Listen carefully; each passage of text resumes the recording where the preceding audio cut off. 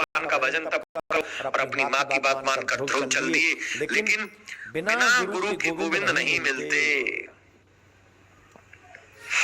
कई लोग पूरा जीवन बिना गुरु मंत्र के निकाल देते हैं, और जब तक गुरु न मिले तब तक कैसे कल्याण हो, कैसे मंत्र मिले। अभी हाँ, दूसरा प्रश्न इन्होंने ये लिखा है कि राम जी में हमारा विश्वास है और हम हरे कृष्ण का जाप करते हैं, तो इससे बात बनेगी कि नहीं बनेगी? हमारे इष्ट वो होते हैं जिनका मंत्र हमको प्राप्त होता है। ध्यान से सुने, अगर राम जी का मंत्र हमको गुरुदेव के द्वारा प्राप्त हुआ है तो फिर हमारे इष्ट राम जी हुए। शिव जी का मंत्र मिला है तो हमारे इष्ट शिव जी हुए, और अगर कृष्ण जी का मंत्र मिला है तो हमारे इष्ट कृष्ण जी हुए। बिना गुरु मंत्र के हमारे इष्ट कोई होते ही नहीं। तो सबसे पहले तो हमारा गुरु मंत्र क्या है? गुरु जी ने जो मंत्र दिया है वो कौन से इष्ट का है, कौन से देव का है, और वो इष्ट है। और दो को अहरनिश कभी भी अलग नहीं समझना चाहिए, गुरु को और अपने इष्ट को। ये दोनों एक ही है, ऐसा भाव रखना चाहिए। देवर्षि नारद ने कृपा की ध्रुव जी के ऊपर और देखा कि ये बालक चला जा रहा है, इसे तो ये भी नहीं पता कि कहाँ कौन सा मंत्र जपना है। तो 12 अक्षर मंत्र देकर दीक्षा दिया नारद जी ने।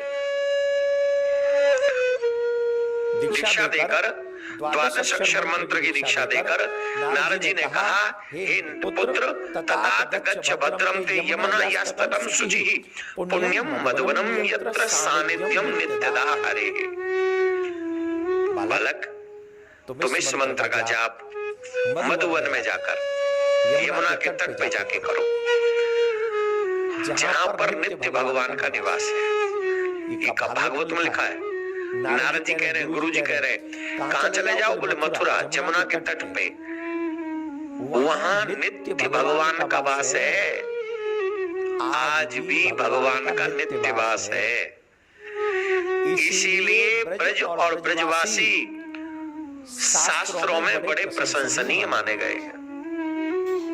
आज भी ठाकुर जी वहां वास करते हैं।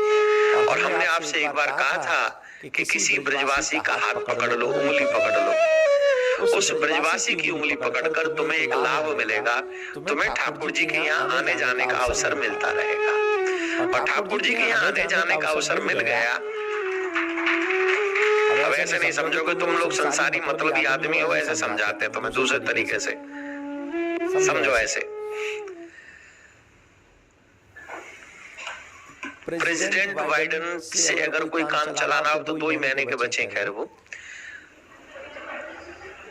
नेक्स्ट प्रेसिडेंट के बारे में सोचना, जो बन जाए, जो भी, उनसे मिलना हो, उनसे काम कराना हो या बात करनी हो, और डायरेक्ट कोई लिंक ना हो, तो उसकी ऑफिस में काम करने वाले से अगर कोई संवाद बने और उनके यहाँ आना जाना धीरे धीरे हो, और किसी दिन संयोग से जब तुम अपने उस जानकार के घर में बैठे थे, उसी दिन वहां प्रेसिडेंट आ जाए बिना बताए, या अचानक कॉल आ जाए, बोले जैसे हो वैसे ही आ जाओ, बोले सर मैं अपने एक रिलेटिव के साथ बैठा हूं, बहुत जरूरी का, उसे भी ले आओ, यही बात करते रहे, कोई बात नहीं, आ जाओ। तो तुम्हारे चाहे अनचाहे उनसे भेंट हो गई कि नहीं हो गई? जवाब दो। द सेम थिंग, अगर किसी ब्रजवासी की उंगली आपने पकड़ ली और तुम्हारा वहां आना जाना हो गया, और ब्रज में तो कन्हैया नित्य लीला करते हैं, नित्य रमण करते हैं, नित्य विहार करते हैं। क्या पता जिस दिन तुम ब्रज पहुंचो और ठाकुर जी वहीं से लीला करते हुए जा रहे हो, और अचानक से तुम्हारा ब्रजवासियों के प्रति प्रेम देखकर, ब्रज के प्रति प्रेम देखकर उनको तुम्हारे ऊपर दया आ गई, करुणा आ गई, और उन्होंने सोच लिया ये बड़ा ब्रजवासियों से प्रेम करता है, ये बड़ा ब्रज से प्रेम करती है, अरे क्यों नहीं आज इसके ऊपर कृपा कर ही देते। और संयोग तुम चाह नहीं रहे थे, फिर भी ठाकुर जी कृपा करके मिल गए, तो बताओ बात बनेगी कि नहीं बनेगी? तुम्हारी ताली बता रही है कि तुम कोई बात बनवाने नहीं आए हो यहाँ आज।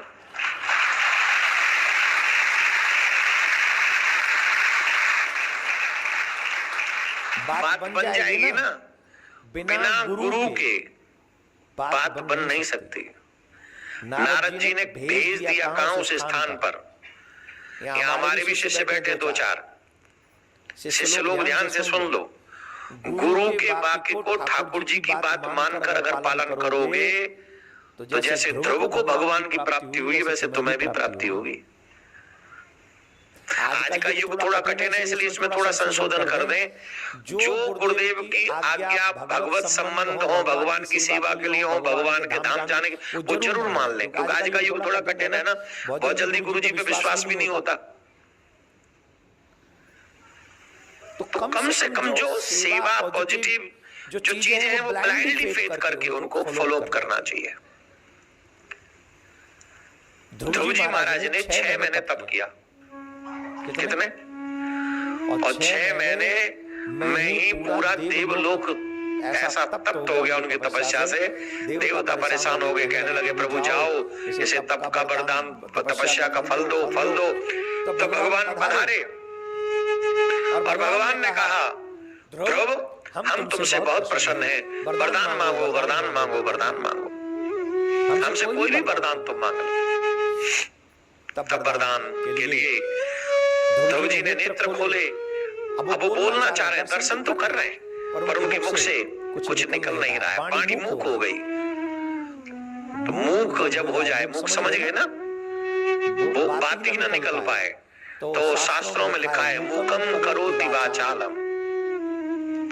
जब भगवान की कृपा होती है तो गूंगा बोलने लग जाता है, बहरा सुनने लग जाता है, लंगड़ा पहाड़ चढ़ने लग जाता है, लूला कोई भी वजन उठा के भागता है।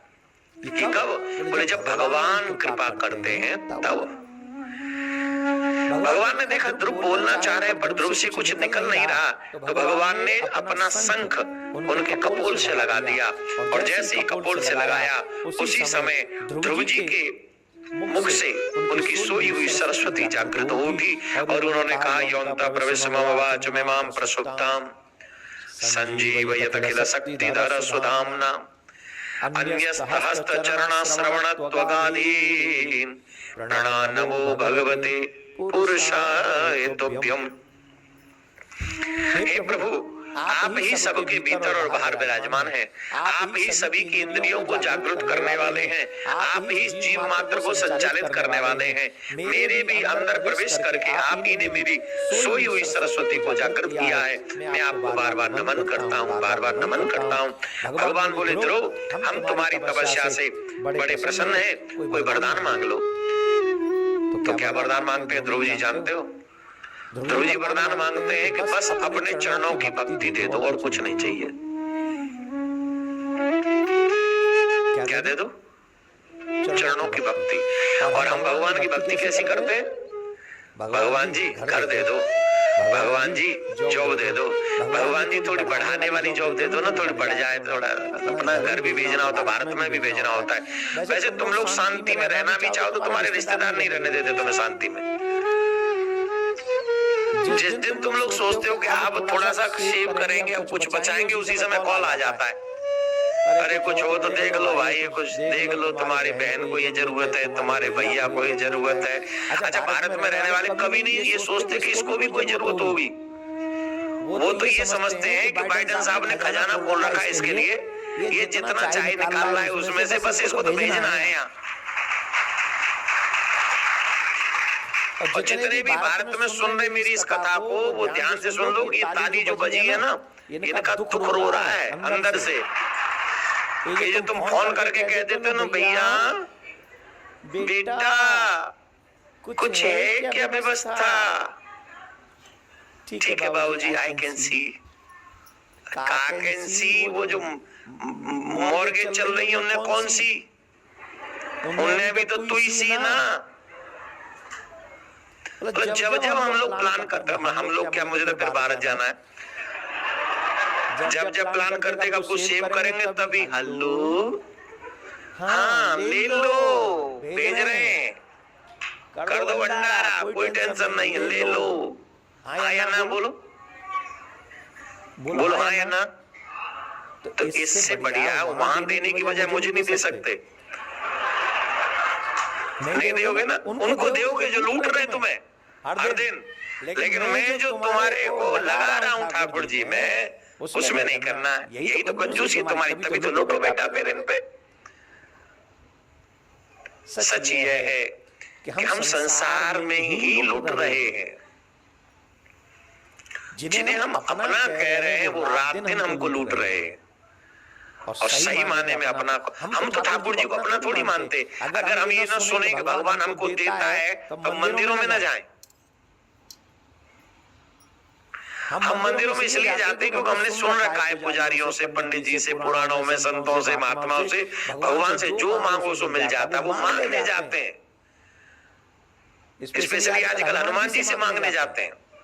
आजकल हनुमान जी बैठे ना देने के लिए, वो हनुमान जी से मांगने जाते, बोलिए दे दो। हनुमान जी कहते पागल आदमी, मैंने राम जी से कभी कुछ नहीं मांगा। और तू आता है या लड्डू, एक लड्डू चढ़ा जाता है और हमसे कहता है हमको जॉब दिला दो, हमको मकान दिला दो, हमको बीबी दिला दो। अभी हम पे खुद नहीं अपनी बीबी, तुझे कहां से दिला दे? हम ब्रह्मचारी आदमी, हमसे हमारे मतलब कि हम तो सिर्फ भक्ति दे सकते, ज्ञान मांगो ज्ञान दे सकते। भाई ज्ञानी नामक अग्रगण्यम अतुलित बलधामम ब्रह्मचर्य पालन करो, हम तुम्हें बल दे सकते हैं। अब हमसे मांग रहे हो, बोले साहब विवाह नहीं हो रहा हनुमान जी। हमसे मांग रहे हो मकान नहीं बना, हनुमान जी पूछ रहे मेरा मकान है कहीं? है कहीं? मैं खुद हनुमान राम जी के मकान में अपना ठिकाना लगा के बैठा हुआ हूँ। उन्हीं के चरणों में मेरी कटती है, तुझे मुझसे मकान चाहिए। ये बातें मैं क्यों कह रहा हूँ आपसे? इसका मतलब ये नहीं भगवान ने, हनुमान जी नहीं दे सकते। हनुमान जी सब कुछ दे सकते हैं, पर कहने का मतलब है मैं मांग ही क्यों रहा हूँ भगवान से? जो मेरे भाग्य में है वो तो बिना मांगे भी भगवान दे ही रहे हैं। अगर मांगना है जो बिना मांगे कभी नहीं मिलेगी, वो है भगवान की भक्ति।